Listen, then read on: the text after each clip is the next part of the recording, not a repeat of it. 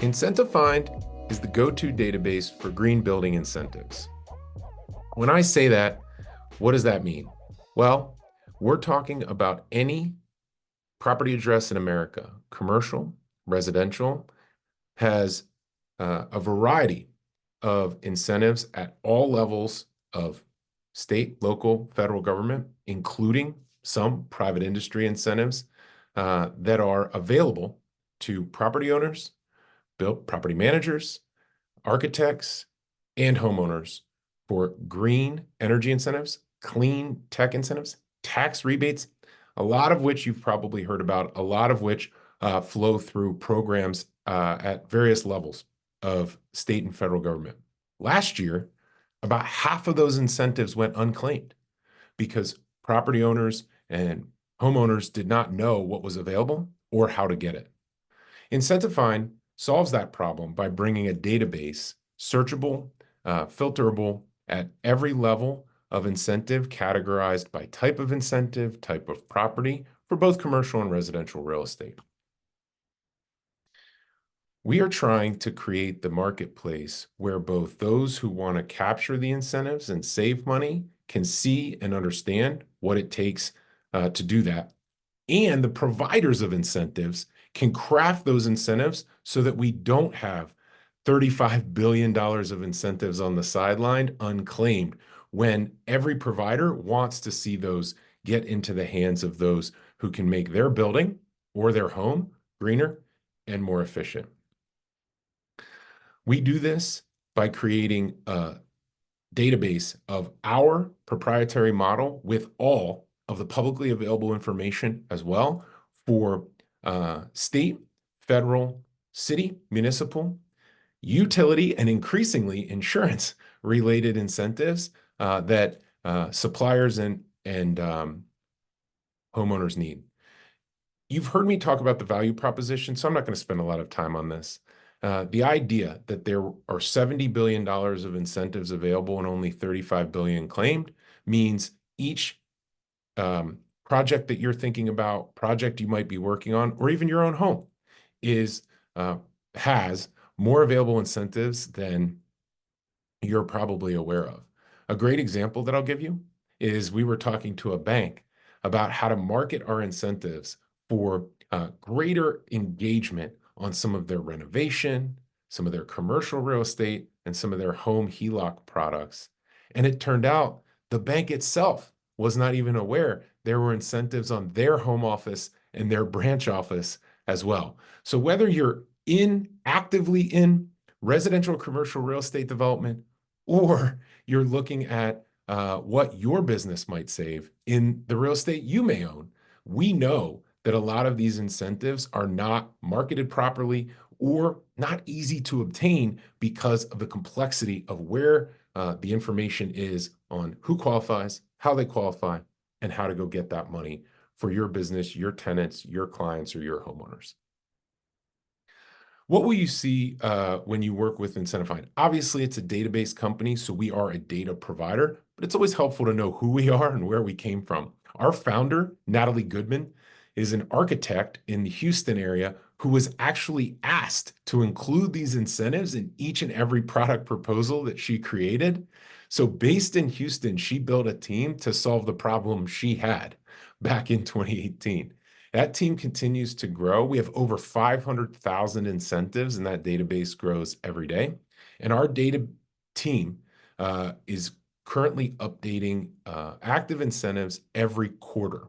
Fortunately for us, a lot of technology enhancements such as AI and other tools have allowed us to touch those incentives in those jurisdictions even more often than quarterly. And so our database keeps growing. We're well over, as I said, 500,000 individual incentives today. I mentioned on the right the $35 billion that went unclaimed, but there's another problem statement in here that I think is really important. what does my building or what does my project qualify for? Particularly on the residential side, a lot of homeowners are looking at a project without knowing whether or not that project, that renovation, that appliance, or anything else they want to do around their house actually qualifies for savings. What we see in the market is a individual provider of a service or a product tends to know the incentives that just apply to their product. So to put it another way, solar panel installers know what the one solar incentive is that they usually market. But the homeowner does not get visibility to all the potential incentives around all the things they might be considering doing: EV chargers, heat pumps, HVAC, insulation, window sealing. Doesn't mean every homeowner is going to be able to do all those things, but there is no one place other than IncentiFind to see everything that would apply to that address. Very similar on the commercial side or the multifamily side. If I'm looking at a 10-year updating cycle or a 10-year management operations and maintenance pro forma, what are all the things I can get? How do I go get them? Typically, people are trying to solve that with an analyst on their team, a financial or business ops person, rather than actually engaging the experts to find out, why don't we go get all of that? So for us, what does this look like in the database? We can provide visibility into each type and category of incentives. So I've already mentioned a little bit about who offers incentives and what we tend to see. The other things you'll see here are the categories around energy efficiency, renewables, water conservation, and all the different types of clients we have in each sector of commercial, residential, multifamily real estate. I'm moving quite quickly because I think this is a pretty straightforward process. But one thing I like to do is pause here to mention that we have an ability, especially on the commercial and multifamily side, to actually go out and get those incentives for you. So the ability in IncentiFind to find the incentives and identify which apply largely falls into the hands of a homeowner or property manager or architectural engineering construction firm who knows what they're doing on that project. We actually have an apply team. We call it apply services.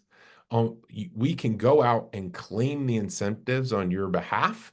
And that's one of the ways that we help you. It's also one of the ways that we make money, is to share in the application and collection of the incentives that apply to your project, your property, or your home.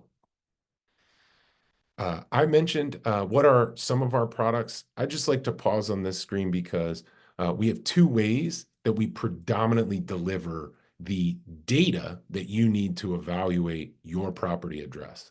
The Verify report, as we call it, standalone report, has everything you need to search the individual categories, eligibility, application, and collection of the savings across each program for each line item on every address. So that's searchable by address. So for instance, if you want to buy one report on one property, our API and our dashboard can deliver that. If you want to collect a variety of reports on all of your properties, I'll use an example. A single-family home portfolio manager who has 10,000 single-family homes across the country, you'd be running 10,000 reports. We have a dashboard and an API that allows you unlimited access to those addresses, pull those reports, and analyze the results. Lastly, we do bulk data. So we offer our database, and one of the things that I work on for IncentiFind is residential data. We offer the bulk data to residential customers in particular, but anybody who wants to see how they could model out savings, incentives, address-specific marketing campaigns, or other customer service campaigns. So an example there might be a mortgage servicer or a real estate platform who wants to put value-add data into their home profile, home inspection profile, or home sale profile to enhance the data that's already available on that house or that address.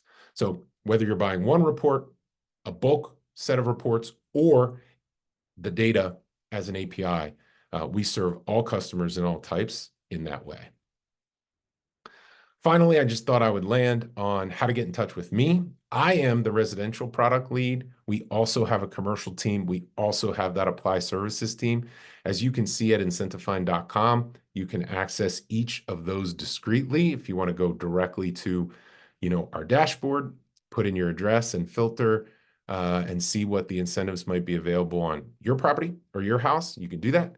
You can also reach out to me and we can talk about partnerships. This is an example of the type of homeowner landing page. We don't need a lot of information to get homeowners powerful data about their house. If you put in a street address and an email, you will see the number of incentives that are available in your house and a rough estimate of how much the dollar value of those incentives. And then you can move forward to purchasing that report right there on our website, or you can reach out to me for a partnership if you're looking to serve your homeowners, your property managers, portfolio managers, or obviously the developers across the market. So I moved pretty quickly, but I wanted to give you an idea of what data was available, why we're doing what we're doing, and how it might help your business or your customers. Thanks, Aaron. Jeremy, that was perfect. Thank you so much. Do you have a few minutes for some questions?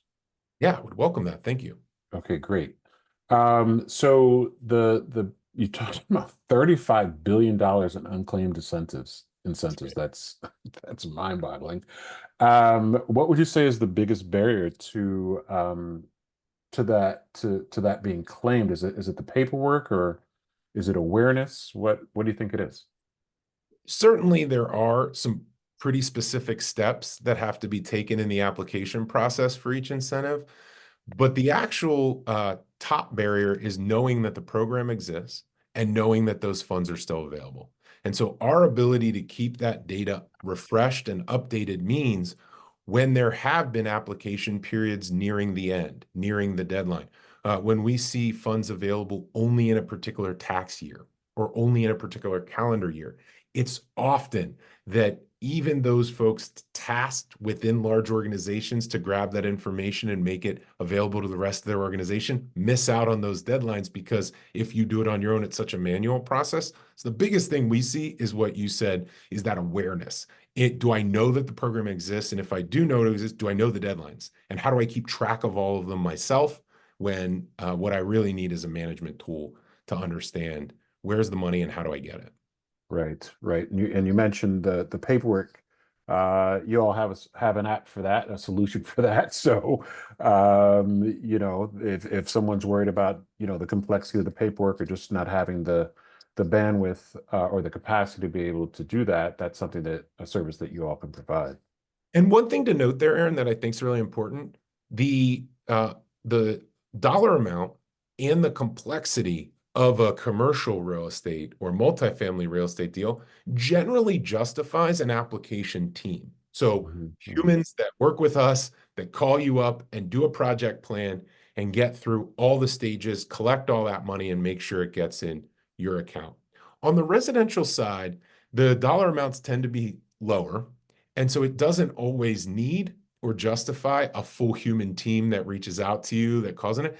And so we continue to work to evolve our residential data capture, our residential incentive capture workflow, because in a lot of cases, as you heard me mention, homeowners may be doing two or three things around the house. They may be doing a renovation, they may be doing a HELOC, adding a pool, patio, this and that.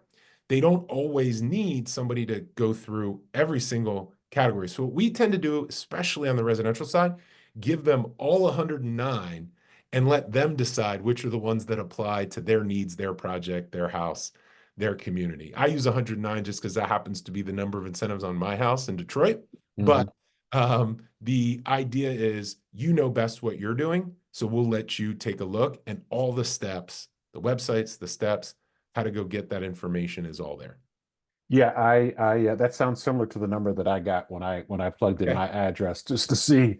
Excellent. I went to your website, plugged in my address to see how many incentive, maybe 109, 120, something like that. But there were a lot of incentives for different parts of the home. So, are you finding? Well, I got two questions. One, are you finding that more homeowners are applying on the residential side, or would it be their, energy consultants That's my first question. And then the second question is, are these like uh, uh, reimbursement type incentives? Like you have to pay for the work first and then you get reimbursed from the incentive, or are these more like upfront dollars for different retrofits that you might do at home?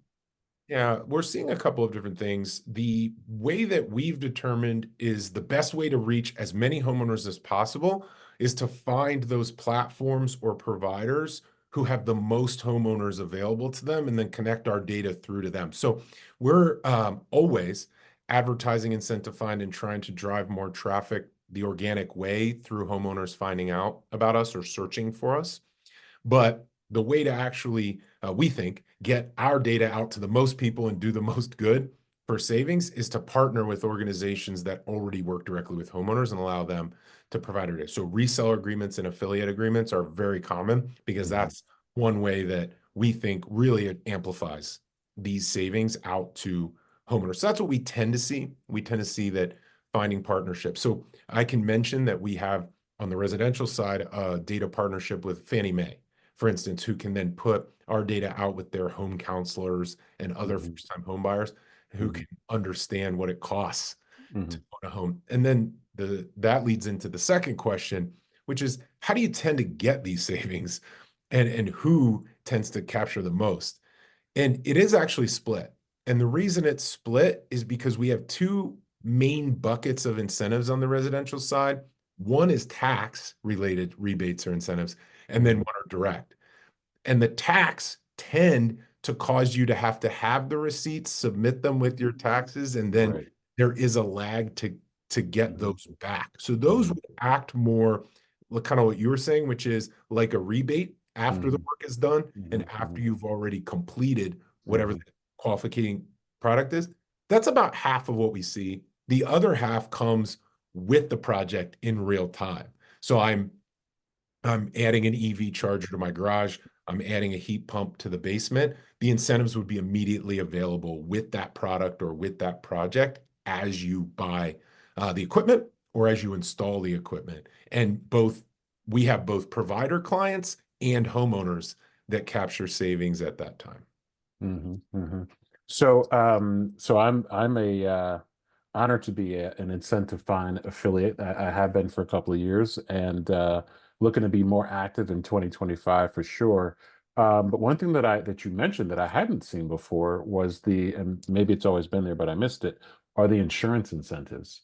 And the reason that's so exciting is because we're starting, we're having early conversations with, those in the healthcare industry, Mm. addressing the social determinants of health, right? The number one determinant of health is the home. And so that's where what we do from a real-time indoor air quality monitoring perspective, if we can provide an environment where someone who has asthma, let's say, no longer needs to use an inhaler and all the other apparatus that they need to manage the disease, and they're not making, because every emergency room visit for an asthma trigger that causes an emergency room visit costs about $1,000 Mhm. here in Maryland. And if they need to be admitted overnight, that's about $10,000. So if we can create a living environment where none of that happens anymore, the assumption is that one's insurance would decrease. And I know I've been following IncentiFind for a while and looking to see if there's any indoor air quality kind of health and wellness incentives. They haven't hit yet, so hopefully on the top of somebody's list to send me those as they come along. But how popular are the insurance incentives? Yeah, thank you. That will still be on my list to send you as soon as I see that trend hitting the data, hitting the available programs. I referenced insurance broadly because what we are seeing as a trend is more resiliency related incentives relative to climate. So risk associated with disasters on home insurance for now. I do think you're exactly right, and we agree. The trend is going to move from home insurance to health insurance very quickly, especially related to the outcomes that you're talking about for residents. But the reference I was making is really what we're seeing around can you make homes, especially on the coasts or where there are higher risk elements, fire comes to mind, flooding, and More obviously resilient. wind. Mhm. What are you doing to make those homes more resilient? And can Mhm. you get some incentives back when you Mhm. choose to make fire or Mhm. wind resiliency upgrades? Yeah, it's interesting. I was watching the news last night, and they were talking about a family in California. I believe it might have been Pasadena. Their home survived the fire, but all the soot and the toxins that immediately got in their home is inhabitable right now. They have to rent another property. They can't inhabit the property just because of all the toxic chemicals that are inside the property. So even though the exterior was not harmed by the fire, the smoke damage, and because it's not visible, a lot of insurers won't cover it Mhm. because it's not visible. So that's an interesting dynamic. But Jeremy, this has been great. Is there anything that you want to mention to the audience that maybe I forgot to ask? Thank you. I wanted to make sure, because I am the residential sector lead, that I did a good job mentioning multifamily and commercial Mhm. as well. That's one of the ways that the company got started and really expanded successfully. And then finally, we're always looking for ways that you mentioned that we haven't thought about where there is a good partnership. One of the things that I discovered when I joined IncentiFind was who owns a lot of buildings? Academia owns a lot of buildings. It didn't occur to me straight away that that's the ideal client for IncentiFind. So if you have an ideal client, if you have a platform that speaks to especially homeowners or property managers, property owners of residential housing on the multifamily side, there's a variety of ways that these incentives apply. And we'd like to be in touch because there might be a new way that we hadn't thought about making an affiliate partnership or connecting the dots to get these savings into the hands of the right people, make sure they're captured. So no, I think I really appreciate you giving us the chance to have this conversation, get this valuable information out there for everybody to save, and really look forward to hearing more from the audience as we move forward together. Absolutely, I appreciate it. One final question. I'm sorry. Please. So this 35 billion of unused incentives, are you finding that number kind of going up over the years or going down because there's more awareness, or is that number like going up by $5 billion every year? Well, I'm glad you brought this up because it's relevant to current events. So we've seen it continue to grow year over year as more and more focus has gone to these programs, these savings that we've been talking about. However, the federal environment was one of the biggest providers. So federal budgets and Mhm. obviously the um, Inflation Reduction Act in particular included a lot of the programs that flow through to providers, whether they're nonprofit providers, programs, or states, especially states and municipalities.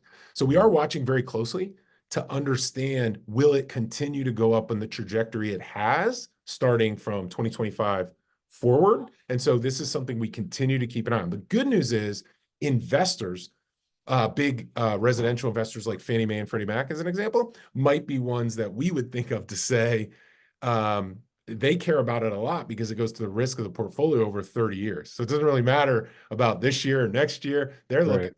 30 years out. But we have to keep our eye on that because we don't actually know that the number will continue to grow, but we expect that it would.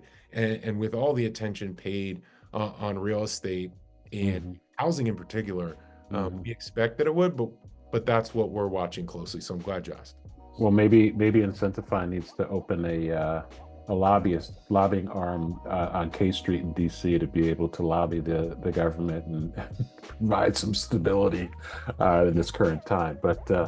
But hey, Jeremy, this has been great, man. I really appreciate it. Your thought leadership and your subject matter expertise here has been extremely useful and exactly what we've been looking for. So thank you. That's my pleasure. And thanks again. And really looking forward to doing more with you. Appreciate Absolutely. Have a good weekend. it. Hey, you too. Thanks.